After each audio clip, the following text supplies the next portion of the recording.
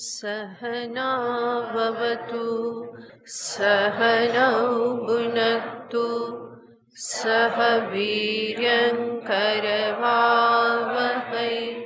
तेजस्विनावधीतमस्तु मा विद्विषावहै। ॐ शान्ति शान्ति शान्तिः। शङ्करं शङ्कराचार्यं केशवं बादरायणं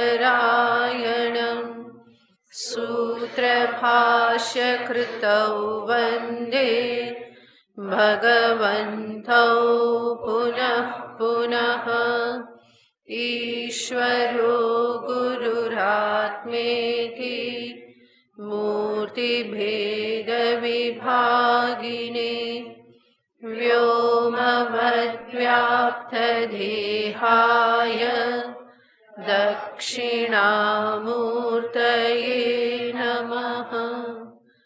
ॐ पार्थाय प्रतिबोधितां भगवता नारायणेन स्वयं व्यासेन ग्रथितां पुराणमुनिना मध्ये महाभारतम्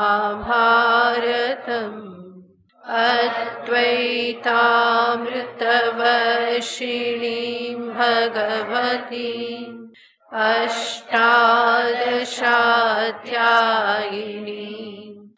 अम्ब त्वामनुसन्दधामि भगवद्गीते भवद्वेषिणी।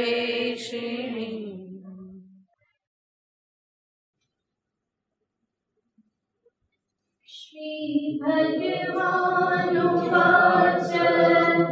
यततो ह्यपि कौन्तेय पुरुषस्य विपश्चितः इन्द्रियाणि प्रमादीनि हरन्ति प्रसभं मनः तानि सर्वाणि संयम्य युक्तमासीत मत्परः वशेन्द्रियस्येन्द्रियाणि तस्य प्रज्ञा प्रतिष्ठिता ध्यायतो विषयान् पुंसः संगस्तेषूर्वजायते संगात् संजायते कामः कामात् क्रोधोऽभिजायते क्रोधात् भवति सम्मोहः सम्मोहात् स्मृतिविभ्रमः स्मृतिभ्रंशात् बुद्धिनाशो बुद्धिनाशात् प्रणश्यति रागद्वेषवियुक्तैस्तु विषयानिन्द्रियैश्चरन् आत्मवश्यैर्विधेयात्मा प्रसादमधिगच्छति प्रसादे सर्वदुःखानां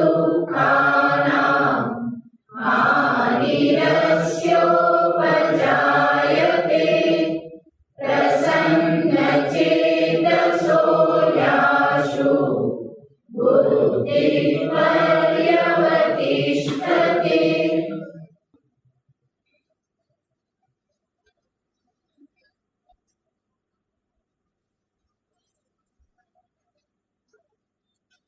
भगवान श्री कृष्ण चंद्र सर्व दुख निवृत्तियों उपाय बताने प्रसादे सर्व दुःखानां हानिः अस्य उपजायते। प्रसाद शब्दों अर्थात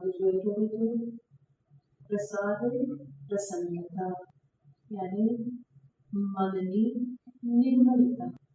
निर्मलताને જ પ્રસાદ પ્રસન્નતા શબ્દથી કહેવાય છે। અને ભગવાન શંકરાચાર્યજી મહારાજ કહે છે કે આ પ્રસાદ યાની શું છે?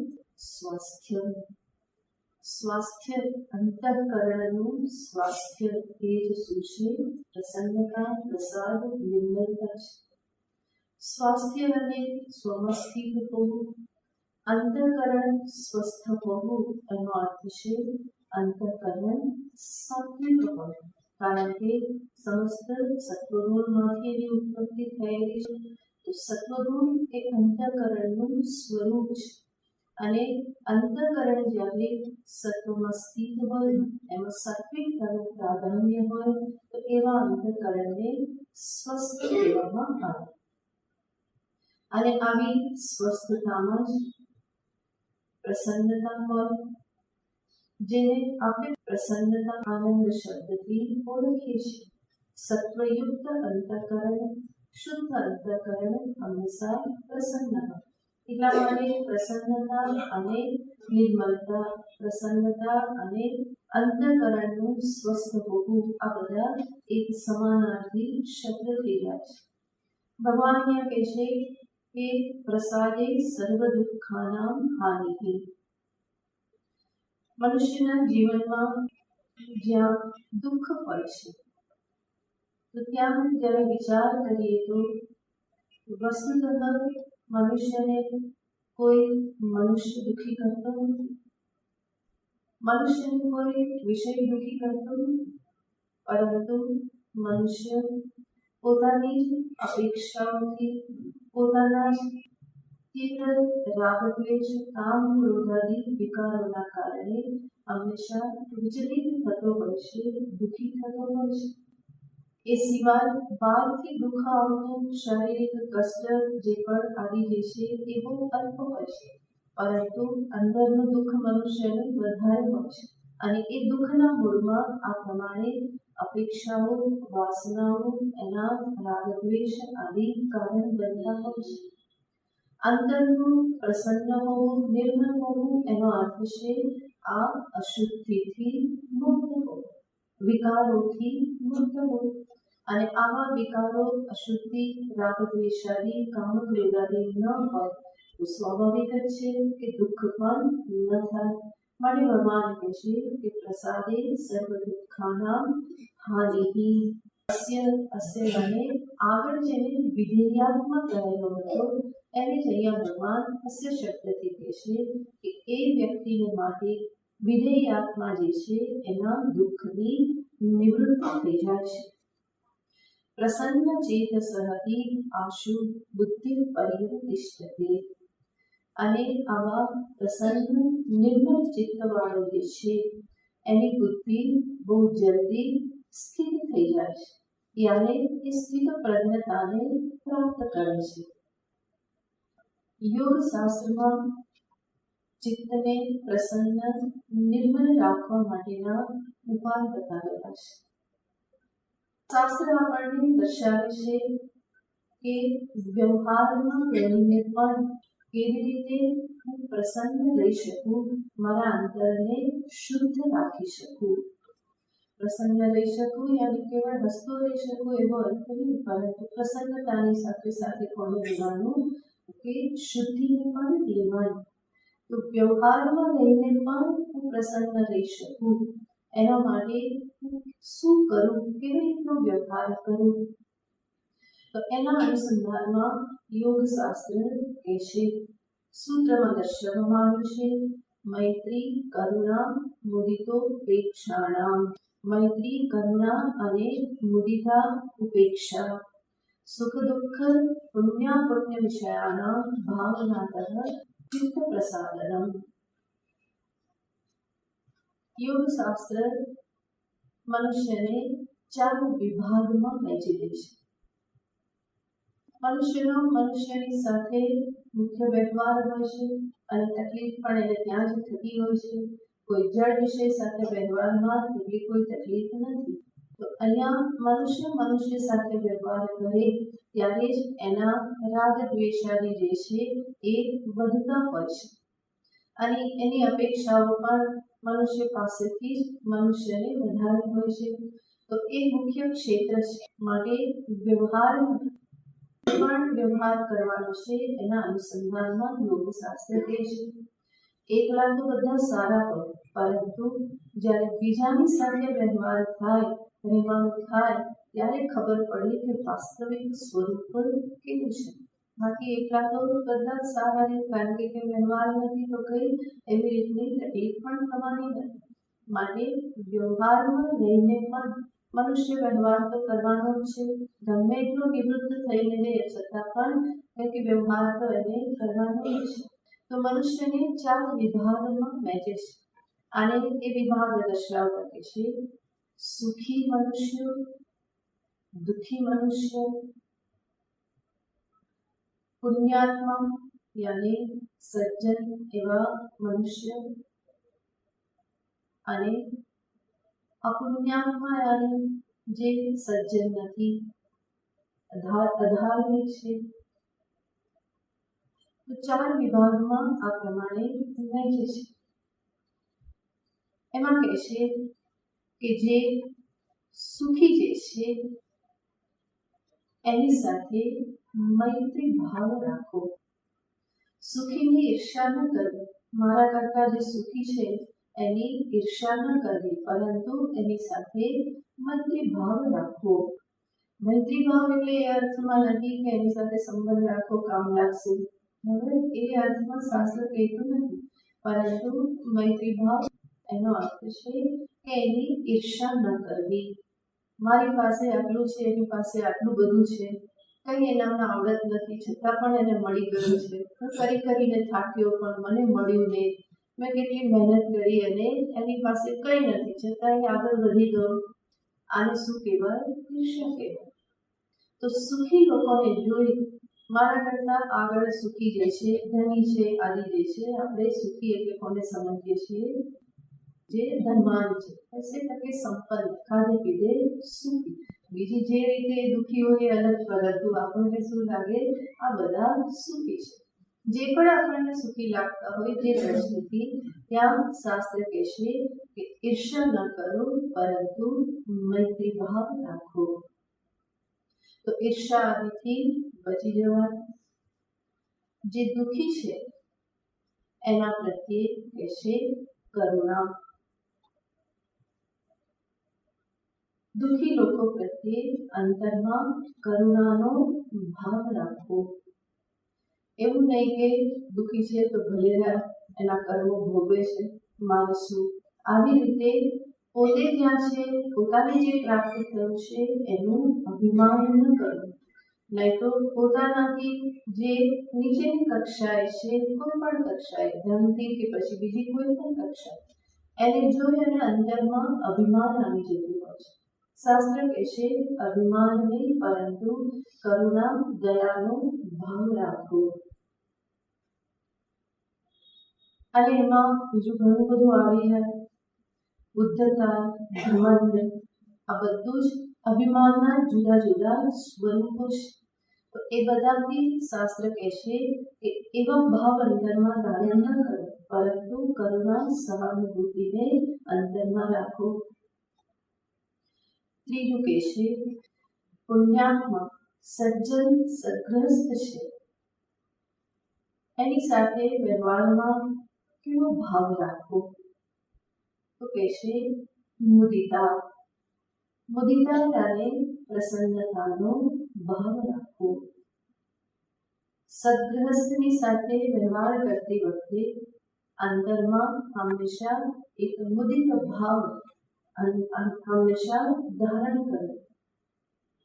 એવું નહીં કે સદ્ગ્રહસ્થને જોઈ અને ફરી હું શું કહું, આ તો બહુ પોતાને ધાર્મિક માને છે, બહુ દેખાડો કરે છે, બહુ દંભ છે. આપણે તો જેવા હોઈએ એવા ખુલ્લા થઈ જાય, આપણને આવું આવડે નહીં. આ ફરી પાછું શું થવા માંડે? અહંકારનું પોષણ થવા માંડે. તો સજ્જન, સદ્ગ્રહસ્થ જે નીતિના માર્ગે ચાલે છે, ધર્મના માર્ગે ચાલે છે, એને જોઈ અને પ્રસન્ન થવા. અને એનાથી વિપરીત જે છે યાની અધાર્મિક છે, અનીતિના માર્ગે જે ચાલે છે એની સાથે શું કરવું? યોગશાસ્ત્ર કહે છે ઉપેક્ષા કરવી. એની ઉપેક્ષા કરવી યાની એ જે કરે છે એની નિંદા ન કરવી, કારણ કે નિંદા હંમેશા ત્યાં છે. સામાન્ય રીતે મનુષ્ય આ ક્ષેત્રમાં નિંદામાં સહી પડતો, પરંતુ શાસ્ત્ર કહે છે નિંદાનો કોઈ લાભ નથી, બલ્કિ નિંદા એ દોષ ગણવામાં આવે છે.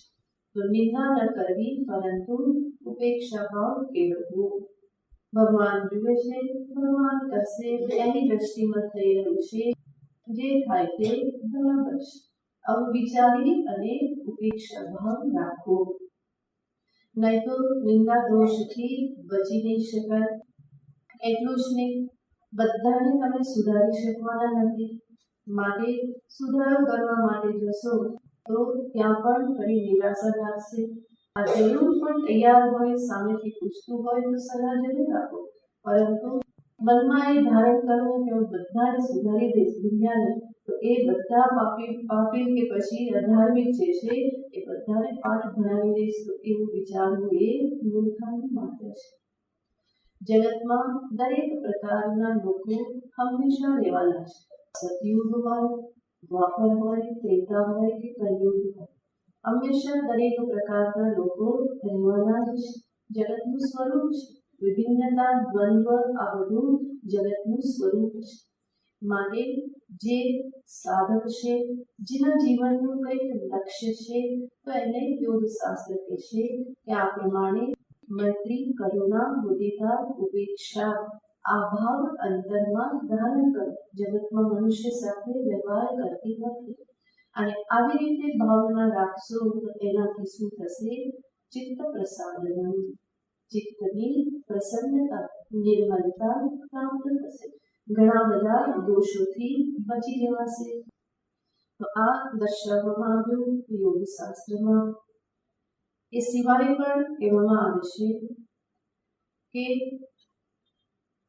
નિર્મલ સરળ એવા સાધકોનો સંગ કરવો, નિર્મલ ચિત્ત એવા સંતોનો સંગ કરવો. જે નિર્મલતાના કારણે જ હંમેશા પ્રસન્ન રહે છે. પ્રસન્ન રહેતા પણ મહાત્માઓ પાસેથી શીખાય છે. કંઈ ન હોય અને છતાં પણ આનંદમાં રહેવું, પ્રસન્ન રહેવું. એ પ્રસન્નતા શાંતિ વગર સંભવ નથી, શાંતિ શુદ્ધિ વગર સંભવ નથી. તો આ બધું જોડાયેલું છે. મનુષ્યને ઘણી વખત આદત પડી હોય છે શેની? નાની નાની વાતમાં દુઃખી થઈ જવું. જાણે હાજર જ છે, કંઈક એક બટન દબાવવું જોઈએ કે તરત જ દુઃખની સરવાણી ફૂટવા લાગે, અને એમાં જાણે કે બહુ સારું લાગતું હોય કે ચાલ્યા કરે. માટે સરખું થાય ત્યાં બીજું કંઈક નિમિત્ત એને મળી જ જાય. તો નાની નાની વાતમાં શોક સ્થાન સહસ્રાની, ભય સ્થાન શતાની ચ, દિને દિને આવશંતિ. મૂળ મનુષ્ય જે છે એ રોજ રોજ સેંકડો વાર શોકથી ગ્રસ્ત થાય છે. એને શોક કરવા માટેના એટલા બધા કારણો મળી છે. દુઃખી થવા માટે હજારો કારણો એને મળી. તો આ આદત પાડેલી છે, સ્વભાવ બનાવી દીધેલો છે કે નાની નાની વાતમાં દુઃખી થવું. અને આમ ના કીધું અને આમ કહી દીધું, અને આવો વ્યવહાર કર્યો અને મારી સાથે આમ કર્યું, આવું બોલી નાખ્યું, આમ થઈ ગયું. આવું બધું વિચારી અને એ દુઃખી થાય. અને નહીં તો શું વિચારે? મારી પાસે આ નથી, પેલું નથી, પેલા પાસે આવું છે, મારી પાસે આવું નથી. આવું વિચારી અને દુઃખી થાય. કોઈને કંઈ માન મળી ગયું, એને મળી ગયું, મને નહીં મળ્યું, કરનારો તો હું જ હતો, એ ખોટો ખાટી ગયો. આવું વિચારી અને ફરી પાછો દુઃખી થાય. કંઈ મનગમતું ભોજન ના મળ્યું, દુઃખી થાય. મનગમતા વસ્ત્ર પહેરવા ના મળ્યા, દુઃખી થાય. તો આ બધા જ દુઃખ માટેના કારણો છે અને આમાં તો હજારો કારણ એને મળી રહે છે. આમ જોઈએ તો દરેક મનુષ્યના જીવનમાં આવી વિભિન્ન પરિસ્થિતિઓ પ્રાપ્ત થતી જ હોય છે અને એટલે દરેક દુઃખી થઈ શકે જ્યારે થવું હોય ત્યારે. એટલું બધું એ સરળતાથી અવેલેબલ છે. શું? દુઃખ પેલા એવું જ છે, બહુ સરળતાથી અવેલેબલ છે, મફતમાં મળે છે. એ બધા તરત જ ગ્રહણ કરવા માટે તૈયાર થઈ જાય છે. પરંતુ કોઈક એવા વિવેકી હોય, કોઈક એવા સમજદાર હોય કે જેના માટે આ બધી પરિસ્થિતિઓ બહુ જ ગમ બની જાય છે. સંતોને માટે તો આવી પરિસ્થિતિઓ બહુ ગૌણ જ હોય છે અને એટલા માટે જ એમને દુઃખી કરવા એ બહુ કઠિન હોય છે, બલ્કિ અસંભવ જેવું હોય છે. પરંતુ જે વિવેકી જે છે એ પણ મહદ અંશે આ બધામાંથી બચી શકે છે, એ પણ પ્રસન્ન રહી શકે છે અને એના મૂળમાં અંતરની શુદ્ધતા છે. એ શુદ્ધતા થકી જ જીવનમાં દુઃખની હાનિ થાય છે, દુઃખોથી બચી શકાય છે. અને ભગવાન સાથે સાથે કહે છે કે આવા નિર્મળ અંતઃકરણ વાળો જે છે એની બુદ્ધિ બહુ જલ્દી સ્થિર થાય છે. આશુ યાને બહુ જલ્દી, અને બુદ્ધિ સ્થિર થાય છે એનો અર્થ સ્થિત પ્રજ્ઞતાને પ્રાપ્ત કરે છે.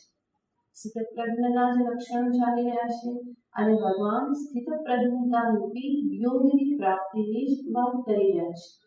તો બુદ્ધિ અને પ્રજ્ઞા, એ પ્રજ્ઞા પર્યવતિષ્ઠતે એનો અર્થ સ્થિત થાય છે. અને બુદ્ધિ શેમાં સ્થિત થાય છે કે પોતાના સ્વરૂપમાં, બ્રહ્મ સ્વરૂપમાં પ્રજ્ઞાની સ્થિરતા નિષ્ઠાને પ્રાપ્ત કરે છે. ભગવાન ફરી ફરીને આ ઉપાય બતાવે છે. પ્રસન્ન ચેતસઃ, પ્રસન્ન ચિત્તવાળો, શુદ્ધ ચિત્તવાળો. એટલા માટે ફરી ફરીને આપણે જોઈએ છીએ કે ક્યારેય પણ જ્ઞાન વિષયમાં અધિકારીત્વની ઉપેક્ષા થઈ શકતી નથી. જ્ઞાનનો અધિકારી કોણ છે? સાધન ચતુષ્ટય સંપન્ન. અને સાધન ચતુષ્ટય જે છે એ શું બતાવે છે? અંતઃકરણની નિર્મળતા, સરળતા. એવું અંતઃકરણ જે છે એમાં જ બ્રહ્મ જ્ઞાન સ્થિર થઈ શકે છે. બુદ્ધિમાં પ્રાપ્ત કરેલું જ્ઞાન સ્થિરતાને પ્રાપ્ત કરે છે.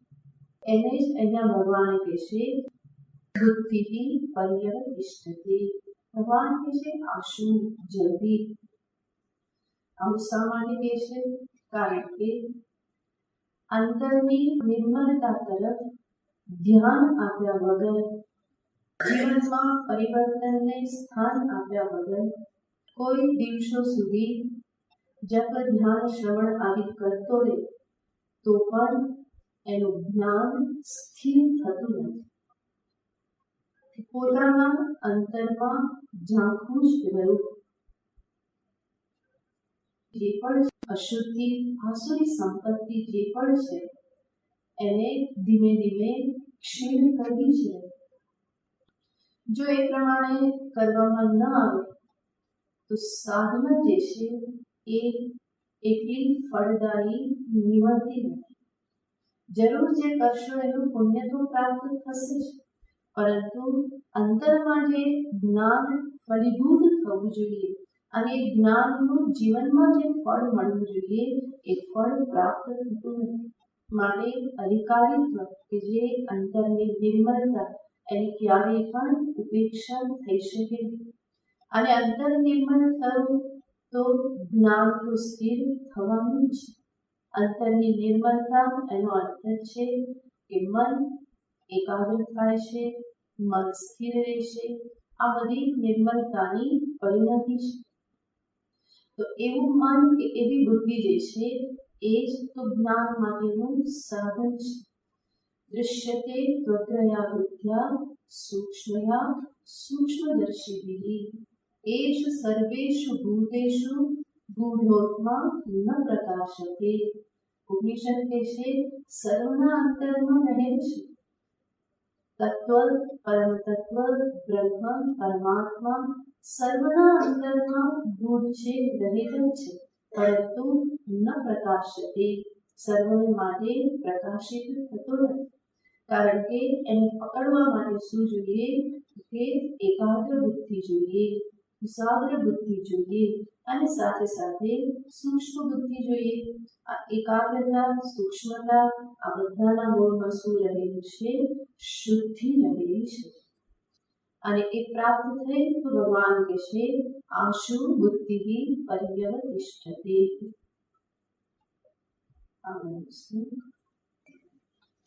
नास्ति बुद्धिर्युक्तस्य नास्ति बुद्धिर्युक्तस्य न चायुक्तस्य भावना न चायुक्तस्य भावना न चाभावयतः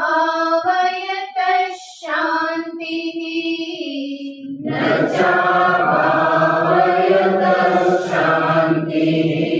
अशान्तस्य कुतः सुखम् अशान्तस्य कुतः सुखम् नास्ति बुद्धिर्युक्तस्य न चायुक्तस्य भावना न चाभावयतः शान्तिः अशान्तस्य कुतः सुखम्.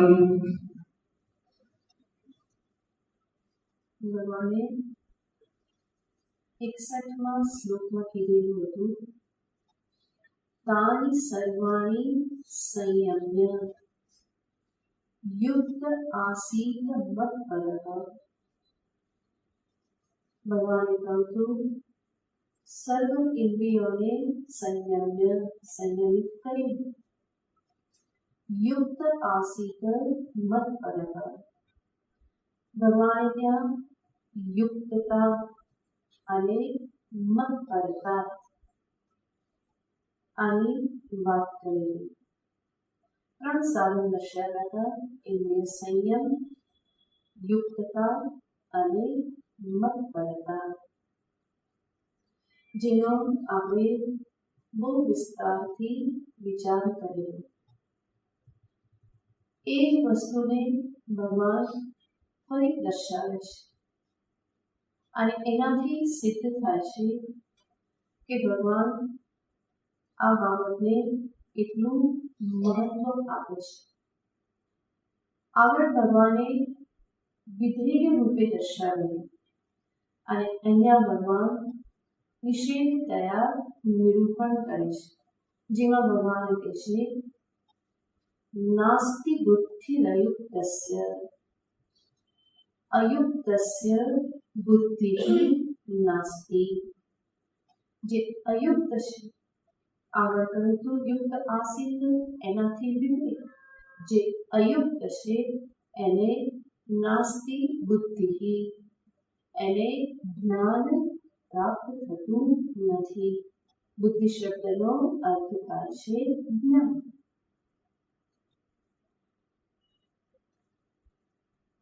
અને આગળ કહેશે ન ચાયુક્તસ્ય ભાવના. આ ભાવના શબ્દથી ભગવાન મત્પરતા જે આગળ કહેલી હતી એમ બતાવે છે. તો ભગવાન કહેશે અયુક્તસ્ય ભાવના નાસ્તિ. જે અયુક્ત છે એને માટે ભાવના યાની નિષ્ઠા, સ્થિરતા એ એના માટે સંભવ નથી. ન ચ અભાવયતઃ શાંતિ. અને જે ભાવના યુક્ત નથી એના માટે શાંતિ પણ નથી. અને આગળ કહેશે અશાંતસ્ય કુત સુખમ. ભગવાન કહે છે અશાંતને સુખ ક્યાંથી હોય? આ શ્લોકનો અર્થ છે. વિસ્તારથી જોઈએ તો યુક્ત યાની જે યોગ સહિત છે એને કહેવાય યુક્ત. અને યોગ શબ્દમાં બે વસ્તુ સમાયેલી છે. યુજિત યોગે ધાતુ છે જેનો અર્થ થાય છે જોડાવું. અને બીજી યુજ સમાધો. યુજ ધાતુ સમાધિના અર્થમાં વપરાય છે જેનો અર્થ થાય છે સમાહિત થવું, કરવું. તો બે વસ્તુ યોગ શબ્દમાં સમાયેલી છે. એક તો જોડાવું અને બીજું છે સમાહિત થવું, ત્યારે એમાં સ્થિર રહેવું. તો આ બે વસ્તુ યોગ શબ્દ દર્શાવે છે. તો યુક્ત કોને કહેવાય? જેની ઇન્દ્રિયો, મન આ પરમાત્મા સાથે જોડાય છે, જે એના થકી પરમાત્મા સાથે જોડાણ કરે છે. અને બીજું જે એમાં સ્થિર રહેવાને માટે પણ પ્રયત્ન કરે છે. એવું કહેવામાં આવે છે જ્ઞાન એ જ્ઞાન કે જે શ્રવણ આદિ કરવાથી ઉત્પન્ન થાય છે. શ્રવણ કરવાથી ચિત્ત એકાગ્ર થઈ ગયું અને એ એકાગ્ર ચિત્તમાં તદાકાર વૃત્તિ બની અને એના થકી જે પણ સમજ પ્રાપ્ત થઈ તો એ શું થયું કહેવાય? જ્ઞાન ઉત્પન્ન થયું. અને ઉત્પન્ન થયેલા જ્ઞાનનું ટકી રહેવું. જે સમજદારી પ્રાપ્ત થઈ એ સમજદારી ટકી રહી. ફરી એનાથી વિપરીત નિશ્ચય કે સમજદારી ના થઈ તો એને કહેવાય જ્ઞાન સ્થિર થયું. તો બે વસ્તુ છે, જ્ઞાનની ઉત્પત્તિ અને જ્ઞાનની સ્થિરતા. તમારામાંથી મોટાભાગના આવે છે જ્યારે શ્રવણ કરતા હોઈએ ત્યારે તો સમજાઈ જાય છે અને ત્યારે તો એવું જ લાગે કે હા આ જ મારું સ્વરૂપ છે, આ જ સત્ય છે. પણ જેવા બહાર નીકળ્યા ભૂલાઈ જાય. ફરી ક્યારેક યાદ આવી ગયો, ફરી વ્યવહારમાં કંઈક ગડબડ થઈ તો હું દુઃખી, ફરી પાછું શરૂ થઈ જાય. એનો અર્થ જે સમજ ઉત્પન્ન થાય છે એ સમજ સ્થિર થતી નથી, ટકતી નથી. બધા જાણે છે મનુષ્ય પોતાના જ કર્મનું ફળ ભોગવે છે. સત્સંગ કરનારા બધા જાણે છે અને છતાં પણ વારંવાર આપણે દોષ કોને દઈ દઈએ છીએ અને એમ કર્યું માટે આમ. એનો અર્થ કર્મના સંદર્ભની જે સમજ ઉત્પન્ન થયેલી છે એ ટકતી નથી, ફરી ફરી ભૂલાઈ જાય છે. તમે અનેક વખત સાંભળ્યું છે સુખસ્ય દુઃખસ્ય ન કોપી દાતા. બધા જ માથું હલાવશો. આ વાક્ય તમને યાદ થઈ ગયેલું હોય, વારંવાર બોલ. સુખસ્ય દુઃખસ્ય ન કોપી દાતા પરો દદાતી ઇતિ કુબુદ્ધિ રહેશે. કોઈ બીજો મને આપે છે એવું સમજવું એ તો શું છે?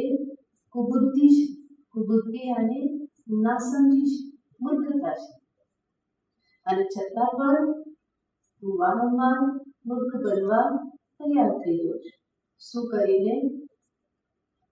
આને આમ કીધું માટે આમ થયું, આને આમ કર્યું માટે આમ થયું, આને સહાય નહીં કરી, સમય બરાબર પહોંચ્યા નહીં માટે આમ થયું. તો આ બધું આપણે બીજાના ઉપર નાખતા રહીએ છીએ.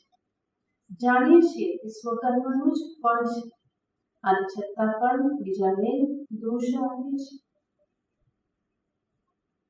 અનેક વખત ઈચ્છા પૂરી ન થાય ત્યારે દુઃખી થતા રહીએ છીએ. આપણે જાણીએ છીએ કે ઈચ્છા કોની પૂરી થાય છે? ઈશ્વર. બધી જ ઈચ્છા એની જ પૂરી થાય છે. વારંવાર બોલતા રહીએ છીએ, ઈશ્વર ઈચ્છા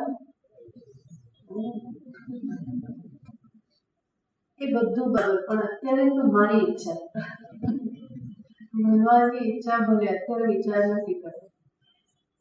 તો બધી બુદ્ધિ જેને આપણે કહીએ ડાપણ, એ વારંવાર ખોવાઈ જાય છે અંદર, અને છતાં પણ સ્થિર રહેતું નથી. એવું જ આત્મજ્ઞાનના સંદર્ભમાં છે. ત્યાં પણ સમજાય છે અને છતાં પણ એ થતું નથી. તો કોઈ તો ઉપાય હોવો જોઈએ. એટલા માટે જ્ઞાનને આ રીતે દર્શાવવામાં આવે છે. ઉત્પન્ન થયેલું જ્ઞાન અને સ્થિર થયેલું જ્ઞાન. તો જ્ઞાનની ઉત્પત્તિ અને જ્ઞાનની સ્થિરતા. જ્ઞાન એનું એ જ છે, કોઈ ફેર પડતો નથી. જે જ્ઞાન ઉત્પન્ન થયું એ જ રહેશે. પણ એ જ્ઞાન પૂર્વના સંસ્કારના કારણે કે પછી કોઈક વાસનાઓના કારણે એ જ્ઞાન દબાઈ જાય છે, અને જે પૂર્વનું વિપરીત જ્ઞાન જે છે એ ફરી પાછું હાવી થઈ જાય છે. એ જ પ્રબળ રૂપે કામ કરે છે. બલ્કિ સ્વરૂપ ક્યારે યાદ આવે? સોમવારે, શુક્રવારે, ગુરુવારે, રવિવારે. હમણાં કંઈ પણ નથી, એટલે અઠવાડિયામાં 2 દિવસ. તો એવી રીતનું જે જ્ઞાન જે છે એની સ્થિરતા જરૂરી છે, અને એના માટેનો ઉપાય ભગવાન અહીંયા કહે છે. તો યોગ શબ્દમાં આ 2 વસ્તુ જોડાયેલી છે. પરમાત્મા સાથે જોડાવું અને સાથે સાથે એમાં સ્થિર રહેવું. યુજે યોગે અને યુજ સમાધો. તો આ રીતે યોગ શબ્દનો અર્થ થયો. અને આ બંને પ્રકારે જે પ્રયત્ન કરે છે ભગવાન કહેશે એ છે યુક્ત. અને એવો યુક્ત જે છે એને જ્ઞાન પ્રાપ્ત થાય છે. અને અહીંયા ભગવાન કહેશે અયુક્તસ્ય બુદ્ધિ જ્ઞાનમ નાસ્તિ. જે અયુક્ત છે એને જ્ઞાન પ્રાપ્ત થતું નથી. દ્રષ્ટાંતથી જોઈએ, કોઈ પણ જ્ઞાન પ્રાપ્ત કરવાને માટે વૃત્તિ બનતી હોય છે. વૃત્તિથી જ્ઞાન પ્રાપ્ત થાય છે. અંતઃકરણની વૃત્તિ એ જ્ઞાન આપે છે. પુષ્પનું જ્ઞાન પુષ્પાકાર વૃત્તિથી, ઘટ જ્ઞાન ઘટાકાર વૃત્તિથી, ગૃહ જ્ઞાન ગૃહાકાર વૃત્તિથી, વૃક્ષનું જ્ઞાન વૃક્ષાકાર વૃત્તિથી. તમે રસ્તામાં જ્યારે ગાડીમાં આવતા હો ત્યારે ઘણા બધા પદાર્થોને જુઓ છો, પરંતુ દરેકનું જ્ઞાન ઉત્પન્ન થઈ અને સ્થિર રહેતું નથી. શા માટે? જલ્દી ગતિ થઈ રહી છે. એટલા માટે યોગ્ય વૃત્તિ પણ બનતી નથી અને વૃત્તિ સ્થિર પણ રહેતી નથી. માટે એ બધા વિષયોનું જ્ઞાન સ્પષ્ટ રૂપે થતું નથી. તો વ્યવહારમાં પણ વિષય જ્ઞાન થવા માટે વૃત્તિ બને, વૃત્તિ સ્થિર રહે, આ જરૂરી છે. તો અધ્યાત્મમાં બ્રહ્મ જ્ઞાન માટે પણ આ સમાન નિયમ જ છે. જ્યાં ભૌતિક વિષયો માટે આની જરૂર છે, વૃત્તિની ઉત્પત્તિ અને વૃત્તિની અમુક અંશે સ્થિરતા, તો જ એ વસ્તુનું જ્ઞાન પ્રાપ્ત થાય. તો બ્રહ્મ જ્ઞાનને માટે તો કહેવાનું જ શું, એ તો અતિ સૂક્ષ્મ વિષય છે. તો એના જ્ઞાનની પ્રાપ્તિ માટે પણ વૃત્તિ જોઈએ અને વૃત્તિની સ્થિરતા પણ જોઈએ. એના વગર બ્રહ્મ જ્ઞાન, આત્મજ્ઞાન દ્રઢ થતું નથી, સ્થિર થતું નથી, જીવનમાં ફલીભૂત થતું નથી. તો ભગવાને કહ્યું અયુક્તસ્ય બુદ્ધિ નાસ્તિ. અયુક્ત શબ્દનો બીજી રીતે પણ અર્થ દર્શાવવામાં આવે છે. યુક્ત યાને કોણ? યુક્તિ અસ્ય અસ્તિ ઇતિ યુક્તઃ. જેની પાસે યુક્તિ છે એને શું કહેવાય? યુક્ત. અને યુક્તિ શબ્દનો અર્થ થાય છે ઉપાય. અને ઉપાયને જ યોગ શબ્દથી કહેવામાં આવે છે.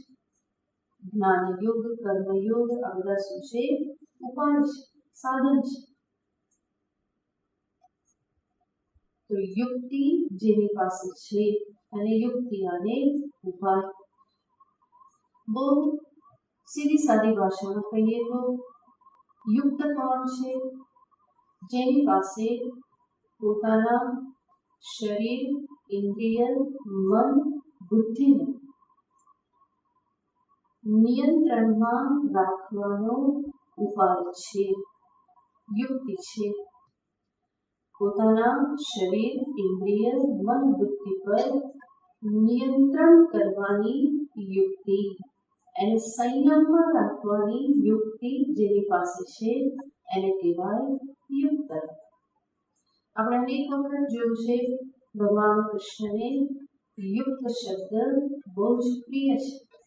યુક્ત અને સમ આ શબ્દ બહુ જ પ્રિય છે, માટે વારંવાર આવે છે. તો એ યુક્ત યાને અધિકારીને જ બનાવે છે. કોણ અધિકારી છે? જે પોતાના શરીર, ઇન્દ્રિય, મન, બુદ્ધિ ઉપર પ્રભુત્વ ધરાવે છે. તો એવો અધિકારી એને કહેવાય છે યુક્ત. અને અયુક્તસ્ય યાને એ પ્રકારનું અધિકારીત્વ, એવું નિયંત્રણ, પ્રભુત્વ પ્રાપ્ત કરવા માટેની યુક્તિ જેની પાસે નથી, યાને એ ઉપાયોનો જે પ્રયોગ કરતો નથી અને ઉચ્છૃંખલ જીવન જીવે છે, તો એના માટે ભગવાન કહે છે અયુક્તસ્ય બુદ્ધિ નાસ્તિ. એના માટે આત્મજ્ઞાન નથી, જ્ઞાન ઉત્પન્ન થતું નથી. બીજું ભગવાન કહે છે નચ અયુક્તસ્ય ભાવના. જે યુક્ત નથી એને ભાવના પણ પ્રાપ્ત થતી નથી, યાની સ્થિરતા પ્રાપ્ત થતી નથી. દ્રઢતા, નિષ્ઠા, સ્થિરતા આ બધું આ ભાવના શબ્દથી કહેવાય છે. આત્મજ્ઞાનની વાત ચાલે છે, માટે ભાવના અને જ્ઞાનમાં નિષ્ઠા. જ્ઞાન ઉત્પન્ન પણ થતું નથી અયુક્ત માટે, અને અયુક્તની જ્ઞાનમાં સ્થિતિ પણ બનતી નથી. તો બંનેને અહીંયા ભગવાને દર્શાવી દીધું.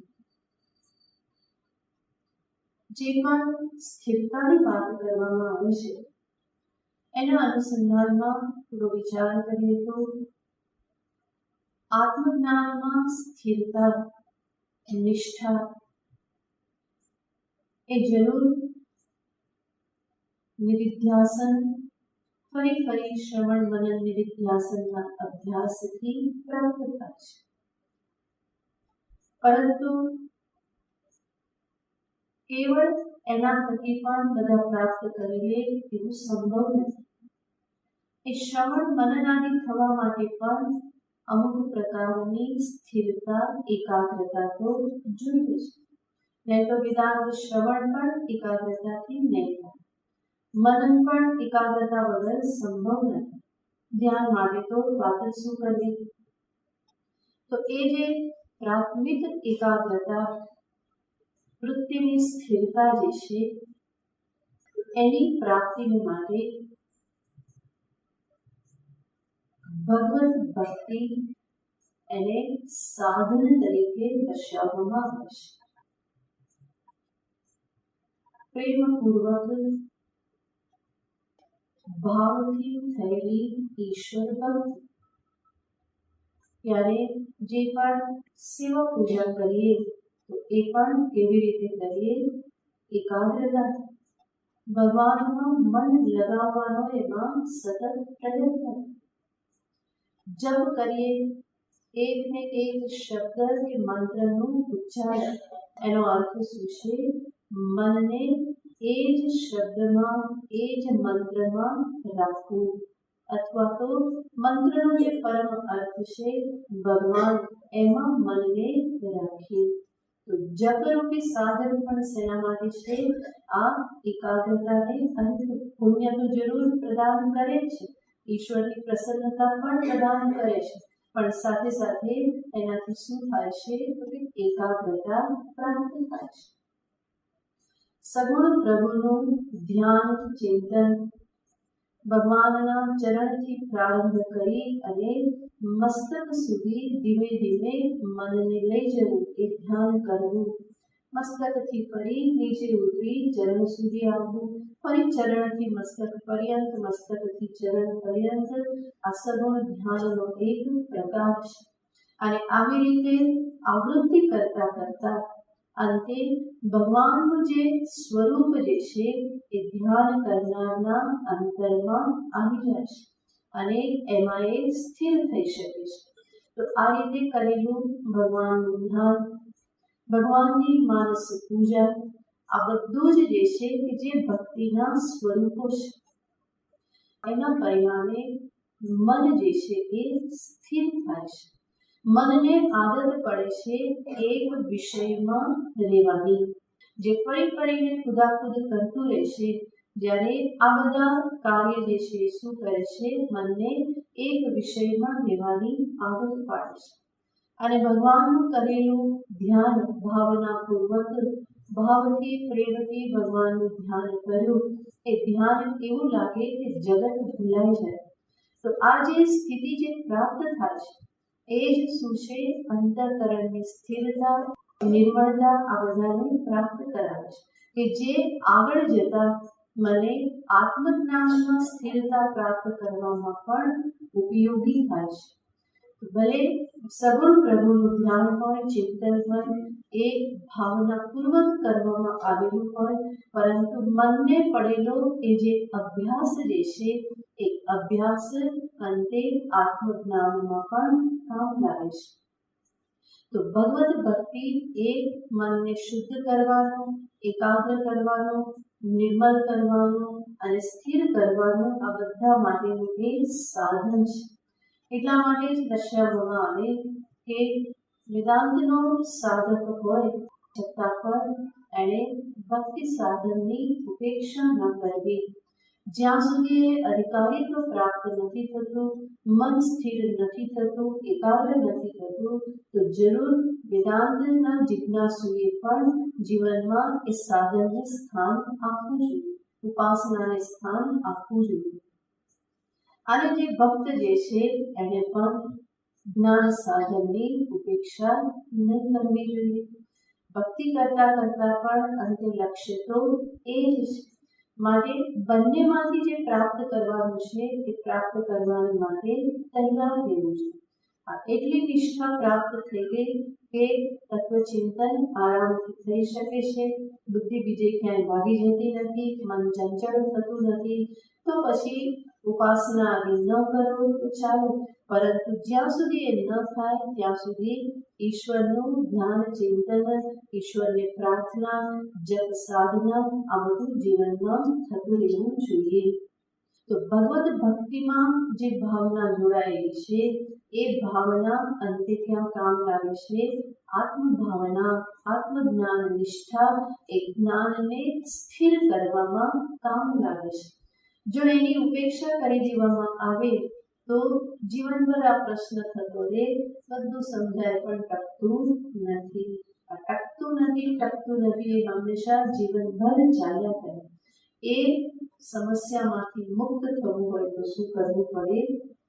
જો તત્વચિંતન એકાગ્રતાથી ન થતું હોય તો અભ્યાસ કરો, મંત્ર જપ કરવાનો અભ્યાસ કરો, સગુણ ધ્યાન કરો, તમારા ઈષ્ટદેવનું ધ્યાન કરો, એકાગ્ર થવાનો પ્રયત્ન કરી અને માનસ પૂજા કરો. તો આ બધા સાધનો છે કે જેના થકી આ સ્થિરતાની પ્રાપ્તિ થઈ શકે, એકાગ્રતા પ્રાપ્ત થઈ શકે. મન એકાગ્ર પણ હોવું જોઈએ અને સાથે સાથે સ્થિરતા પણ, ચાંચલ્યથી રહિત, એક અગ્રતાવાળું અને સાથે સાથે ચાંચલ્ય રહિત. એટલે આપણે અનેક વખત દ્રષ્ટાંત જોયેલું છે કે સોયમાં દોરો પરવવો હોય તો દોરો કેવો હોવો જોઈએ? એટલે એકાગ્ર હોવો જોઈએ. એટલા માટે દોરો પરવતા પહેલા આપણે શું કરીએ? કેવા જેવું નથી, એ આદત પડી ગઈ છે તરત જ એકાગ્ર કરવું પડે ને એટલા માટે, બરાબર ને? તો દોરો એકાગ્ર હોવો જોઈએ. એના પાંખા નીકળેલા હોય તો એ સોયમાં ના જાય. દોરો એકાગ્ર હોય અને છતાં પણ હાથ હલતો હોય તો ફરી એ સોયમાં જતો નથી. તો બંને હોવું જોઈએ, એકાગ્ર હોવું જોઈએ અને સાથે સાથે સ્થિર હોવું જોઈએ, ત્યારે આમાં પ્રવેશ થાય. એવી જ રીતે મન જે છે એ પણ કેવું હોવું જોઈએ? એકાગ્ર હોય અને સ્થિર હોય. એકાગ્ર હોવું એનો અર્થ બીજા બધા વ્યવહારોથી મુક્ત થયેલું હોય અને સાથે સાથે જે જ્ઞાનાદિમાં પ્રવેશ કરવાનો છે તો એના અનુસંધાનમાં અન્ય ચાંચલ્યથી મુક્ત હોવું જોઈએ. નહીં તો ધ્યાન કરતા કરતા મને વિચાર આવે તો થોડા જપ કરી લો, જપ કરે તો ફરી વિચાર આવે તો ધ્યાન કરી લો, અને ધ્યાન અને જપ કરતા કરતા બેમાંથી એક ના થાય તો પછી શું થાય કે ચલો હવે ચાલવા દો. કે થોડા પ્રાણાયામ કરી લો, ફરી પ્રાણાયામમાં પણ ચિત્ત ના લાગે તો યોગાસન કરી લો, એ નથી થતું તો હવે બહાર ચાલવા દો. એ ચાલવા પણ ફરી પાછું એકલા તો જવાય એની માટે કોઈને કંપની શોધીને ચાલવા તો કરો. તો આવું બધું ચાલ્યા કરે તો ક્યારેય પણ એવી રીતે સ્થિરતા પ્રાપ્ત ન થાય. લજાયુક્તસ્ય ભાવના, જે અયુક્ત છે આ બધી યુક્તિઓનો સહારો લઈ અને જેણે પોતાના મનને એકાગ્ર અને સ્થિર કર્યું નથી તો ભગવાન કહેશે કે આગળ જતા કોઈ સુખ શાંતિને પ્રાપ્ત કરી શકતો નથી. લજાયુક્તસ્ય ભાવના ન ચ અભાવયતઃ શાંતિઃ, અને જે આવી સ્થિરતાથી યુક્ત નથી એને શાંતિ પણ પ્રાપ્ત થઈ શકતી નથી. જે ભાવના કરતો નથી, ત્યારે આ પ્રમાણે જે સ્થિરતાનો અભ્યાસ જેણે કરેલો નથી, એકાગ્રતા જેણે પ્રાપ્ત કરેલી નથી, એ શાંતિ પણ પ્રાપ્ત કરી શકતો નથી. નચા ભાવયતઃ શાંતિઃ, આ જે ભાવના સ્થિરતા જે છે, જે ભક્તિના સંદર્ભમાં આપણે જોયું એ જ છે આગળ કહેલી મતપરાયણતા, ભગવત પરાયણતા. ભગવાને આગળ જે કહ્યું યુક્ત આસીત મતપરઃ, એ મતપરાયણતા એને જ ભગવાન ભાવના શબ્દથી એના ભક્તિના અર્થમાં જોઈએ તો એક પ્રભુ પરાયણતા, તો એ છે ભાવના. અને એ જ આગળ જતા આત્મપરાયણતા કે આત્મનિષ્ઠામાં પરિવર્તિત થાય, સહાયભૂત થાય. અને એ પ્રમાણે જે નથી પ્રાપ્ત કરતો, ભગવાન કહેશે એને શાંતિ પણ પ્રાપ્ત થતી નથી. તો શાંતિ પ્રાપ્તિનો ઉપાય શું છે? જ્ઞાન અને જ્ઞાનમાં સ્થિરતા. એ જ ભગવાને અહીંયા ઉપાય બતાવ્યો. નચા ભાવયતઃ શાંતિ. મનમાં અનેક પ્રકારના અભાવો ખટકતા હોય, અનેક પ્રકારની ઈચ્છાઓથી મનગ્રસ્ત રહેતું હોય, એ ક્યારેય સ્થિર હોઈ શકે અને સાથે સાથે સ્થિર ન હોય તો એમાં શાંતિ પણ ન હોઈ શકે. શાંતિ જે છે એ કાર્ય છે અને એના મૂળમાં કારણ શું છે? કે સ્થિરતા, મતપરાયણતા. જેનું મન પ્રભુમાં લાગી ગયું એને પછી કોઈ વિષયોના અભાવથી કોઈ કષ્ટ કે દુઃખ થતું નથી. કોઈ બાહ્ય જગતના અભાવો એને ખટકતા નથી.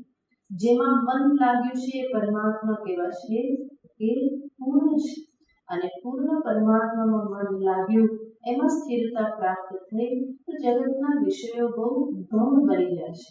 એ બાજુ મન ભાગતું નથી અને એવું મન ભાગતું નથી તો જીવનમાં શું છે? શાંતિ છે. માટે જે મનુષ્ય શાંત છે તો એનો અર્થ શું છે? એના અંતરમાં સ્થિરતા છે. સ્થિરતા વગર બાહ્ય શાંતિ પણ પ્રગટ થતી નથી અને અંતરની શાંતિ જ વસ્તુતઃ બાહ્ય શાંતિ રૂપે પ્રગટ થતી હોય છે. તો અભાવયતઃ ન શાંતિ.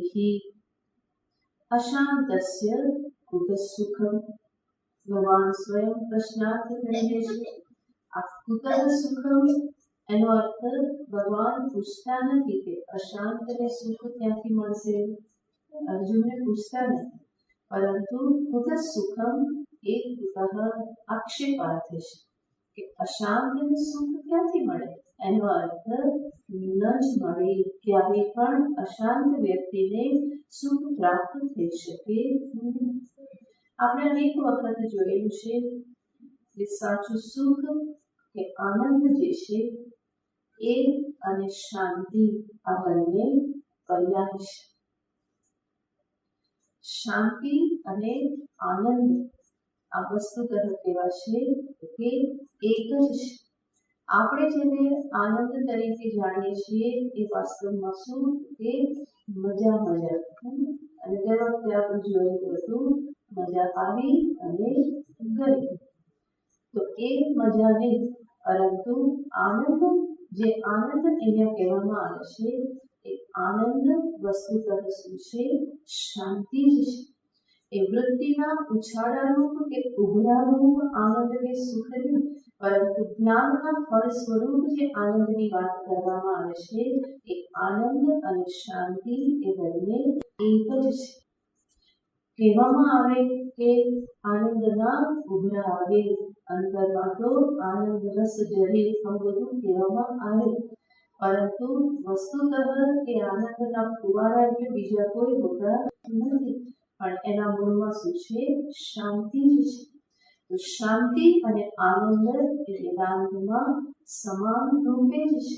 આત્મા શાંત સ્વરૂપ છે, આત્મા આનંદ સ્વરૂપ છે. માટે જે પરમાનંદ કહેવામાં આવે એ વસ્તુતઃ શું છે? પરમ શાંતિ છે. માટે અહીંયા ભગવાન કહે છે કે અશાંતસ્ય કુત સુખમ. જે શાંત નથી થયો તો એના માટે સુખની અપેક્ષા શું? કારણ કે શાંતિ જ વસ્તુતઃ શું છે? સુખરૂપ છે. તો અંતરની શાંતિ એ જ સુખ પ્રદાન કરે છે અને વસ્તુતઃ બધા ઝંખે છે શું? એ જ ઝંખે છે. આપણે કહીએ છીએ એટલે બે શબ્દ સાથે વાપરે છે. સુખ શાંતિ. શું જોઈએ? સુખ શાંતિ જોઈએ. સુખ શાંતિ, સુખ અને શાંતિ બંને કેવા છે? એક જ છે, બે વસ્તુ નથી. તો ભગવાને અહીંયા આ પ્રમાણે દર્શાવ્યું, સીડી દર્શાવી દીધી. જે અયુક્ત છે એના માટે જ્ઞાન સંભવ નથી, અયુક્ત છે એના માટે ભાવના પણ નથી, ભાવના નથી તો શાંતિ નથી અને શાંતિ નથી તો સુખ પણ પ્રાપ્ત થતું નથી. તો તો યુક્ત આસિત એ યુક્તતાના ફાયદા બતાવ્યા, અયુક્તતાનું નુકસાન બતાવ્યું. અને મતપરતા જે છે એની પણ વાત કરી. અને મતપરતા નથી તો શાંતિ નથી, સુખ નથી, એનું પણ નુકસાન ભગવાને બતાવ્યું. આ રીતે આગળ જે ભગવાને કહેલું હતું એને જ ભગવાને ફરી અહીંયા નિષેધ મુખે દર્શાવ્યું. ઓમ પૂર્ણમદ પૂર્ણમિદં પૂર્ણાત પૂર્ણમુદચ્યતે પૂર્ણસ્ય પૂર્ણમાદાય પૂર્ણમેવાવશિષ્યતે. ઓમ શાંતિ શાંતિ શાંતિ. હરિ ઓમ શ્રી ગુરુભ્યો નમઃ. હરિ ઓમ.